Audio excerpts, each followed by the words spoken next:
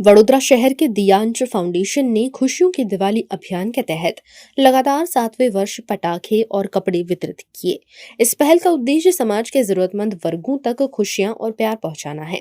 Foundation के संस्थापक और वडोदरा भाजपा के इकोनॉमी सेल के कन्वीनर कुणाल ब्रह्मभट्ट ने बताया कि इस साल भी संस्था ने सेवा भाव और सामाजिक जिम्मेदारी के साथ जरूरतमंदों में पटाखे और कपड़े वितरित किए हैं। દિયાન ફાઉન્ડેશન દ્વારા ફટાકડાનું વિતરણ કરવાનું આયોજન કરવામાં આવ્યું છે।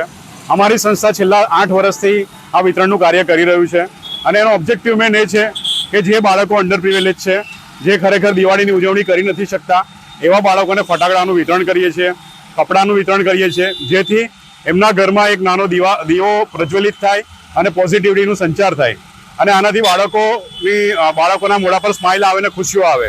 એના માટે આ કાર્યક્રમનું આયોજન કરવામાં આવ્યું છે અને મેન ઓબ્જેક્ટિવ આ છે કે દરેક ઘરમાં એક પ્રજ્વલિતતા પ્રગટે અને દરેક ઘરમાં પોઝિટિવિટીનું વાતાવરણ સર્જાય। અને એક અમારા ફાઉન્ડેશન દ્વારા અમે એક કેમ્પેન ચલાવી રહ્યા છે, હર ઘર સ્વદેશી ઘર ઘર સ્વદેશી। જેમ પીએમ મોદી અત્યારે આહવાન કર્યું છે કે દરેક વ્યક્તિએ, દરેક નાગરિકે અત્યારે ઘરે સ્વદેશી વસ્તુઓનો ઉપયોગ કરવો જોઈએ અને સ્વદેશી વસ્તુઓ જ વેચવી જોઈએ। એક નાગરિક તરીકે આપણી એક ફરજ છે અત્યારે આપણે દરેક તહેવારોના દિવસોમાં, નવા દિવસોમાં પોતાના મેડ ઇન ઇન્ડિયા વસ્તુનો જ ઉપયોગ કરીએ, જેથી આપણી ઇકોનોમીને સપોર્ટ મળે અને જે 2047નું આપણે કેમ્પેન જે ચલાવી રહ્યા છે વિકસિત ભારત, એમાં સપોર્ટ મળે અને દરેક નાગરિકનો સહકાર હશે તો 2047માં આપણે સુપર પાવર તરીકે ઉભરી આવીશું અને નંબર 1 ઇકોનોમી તરીકે આગળ આવીશું।